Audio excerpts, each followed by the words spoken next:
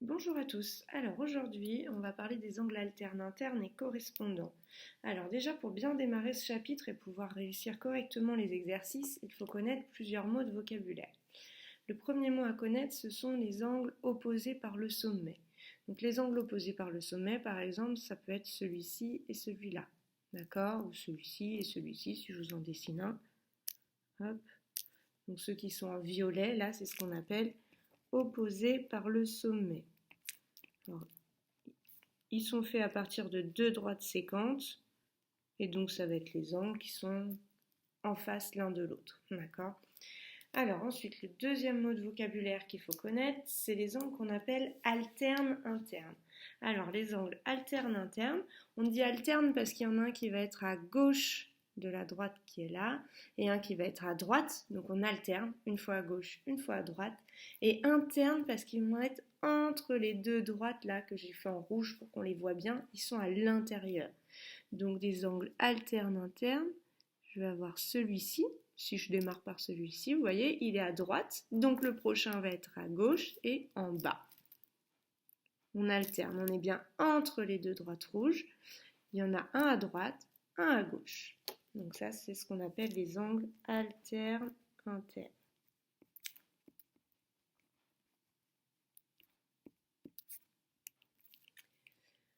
Ensuite, on va avoir les angles correspondants. Alors, les angles correspondants, cette fois, on est du même côté de la droite séquente qui est là. Donc là, par exemple, je sais pas, on peut décider d'être à droite ici.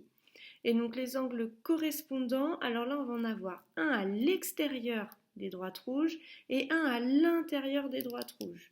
Donc, un à l'extérieur, par exemple, celui-ci, et celui de l'intérieur, ça va être celui-là. On est bien, voyez, les deux sont bien à droite de ma droite séquente, un à l'extérieur des droites rouges, un à l'intérieur des droites rouges. Ça marche aussi en faisant celui-ci et celui-là, ou voilà, il y en a plein d'autres encore. Là, c'est simplement un exemple que je vous donne. Donc ça, ce sont des angles correspondants.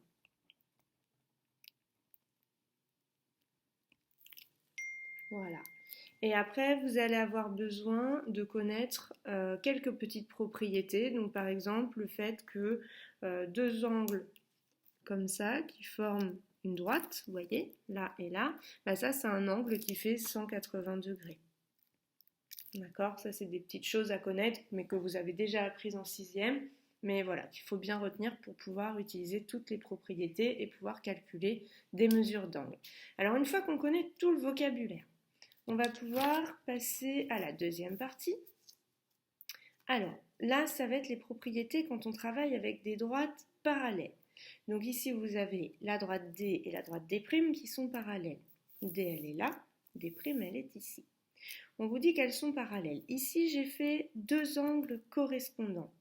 Alors, dès que les droites sont parallèles, donc ça correspond, je vais vous le refaire, aux droites rouges qu'on avait tout à l'heure. Pour bien se repérer, je peux les remettre en rouge, ça va peut-être être plus simple pour vous. Voilà, donc ça correspond aux droites rouges. Et donc dès que ces droites rouges sont parallèles comme ça, eh bien tous les angles, enfin les couples d'angles correspondants, ils sont de la même mesure. Tout le temps, tout le temps, tout le temps. Pareil pour les angles alternes internes. Si je fais un angle alterne interne là et là, ils vont être de la même mesure. Ça fonctionne tout le temps. Au niveau de la rédaction, on va dire les angles. Alors là, on fait bien attention à la manière dont on écrit les noms des angles. Il faut bien 3 lettres. Celle du milieu, c'est toujours le sommet, d'accord? Et il faut penser à mettre un joli chapeau au-dessus. Donc là, l'angle qui est ici s'appelle GAD. Donc les angles GAD et FDH sont correspondants. Vous voyez d'où l'intérêt de bien connaître son vocabulaire, hein, sinon vous allez vite être bloqué. Son correspondant est formé par des droites parallèles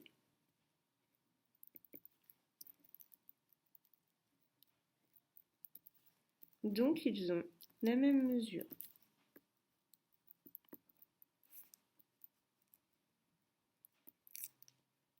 Cette phrase, elle fonctionne aussi avec les angles alternes internes, hein, comme je vous ai dit. Alors, si je dessine, je ne vais pas refaire toute la phrase, mais si par exemple je dessine, alors les angles alternes internes, je peux dessiner celui-ci et celui-là.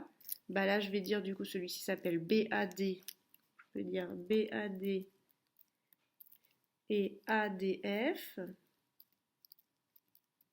sont alternes internes.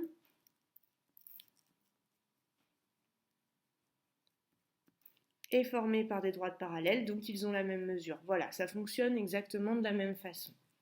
Alors, le dernier point à voir, en fait, on va partir un petit peu de ça, mais on va le faire dans le sens inverse. C'est-à-dire que là, cette fois, on ne sait pas si nos droites sont parallèles ou pas. Alors là, pour vous embêter un petit peu et puis vous permettre de voir autre chose, vous voyez, mes droites, je les ai mises dans l'autre sens. Hop, comme ceci. Donc ici, je ne sais pas si elles sont parallèles pour l'instant. Elles ont l'air à vue d'œil, mais je ne peux pas garantir à 100% qu'elles le soient juste en voyant mon schéma. Par contre, ce que je vois, c'est qu'ici, j'ai deux angles alternes internes. Vous voyez, on est bien à l'intérieur des droites rouges. J'en ai un au-dessus, un en dessous. Donc, ils sont bien alternes internes. Et ils ont la même mesure. Et bien, dès que vous avez deux angles alternes internes qui ont la même mesure, alors vous êtes sûr à 100% que vos droites ici, elles sont parallèles. Donc au niveau de la rédaction, on va dire les angles, pardon. Alors il s'appelle CAB et l'autre angle il s'appelle ABF, sont alternes internes.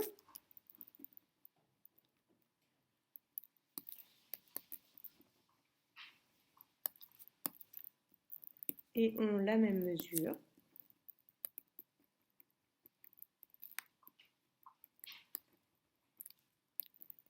Donc, ils sont formés par des droites parallèles.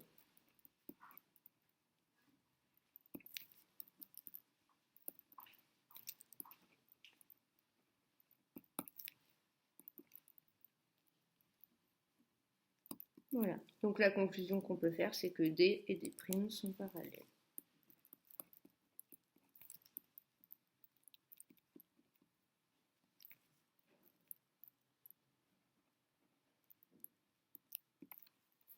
Voilà, donc ça vous permet de prouver que deux droites sont parallèles. Ça fonctionne avec les angles alternes internes. Évidemment, ça va aussi fonctionner avec des angles correspondants, comme tout à l'heure. Vous avez juste, vous voyez, tout à l'heure, j'avais remplacé avec mes angles ici. Là, ça fonctionne exactement de la même façon. Au lieu de dire qu'ils sont alternes internes, vous dites correspondants. Vous mettez les bons noms d'angles et donc vous pouvez conclure que les droites sont parallèles. Donc voilà tout ce qu'il y a à connaître dans ce chapitre. Ce qui est assez compliqué, c'est qu'il y a beaucoup de vocabulaire et surtout il y a beaucoup de rédaction. Donc il faut bien retenir les phrases, bien les écrire correctement, sans erreur, pour que ce soit correct et que vous puissiez prouver soit des histoires de mesure, soit des droites parallèles. Alors souvent, on va parler de mesure et c'est là que vous allez avoir besoin de connaître tout votre vocabulaire, notamment les angles opposés par le sommet et les angles qui font 180 degrés. Ça va vous servir au moment des calculs de mesure d'an. Voilà tout ce qu'il y a à connaître. À vous de jouer pour les exercices.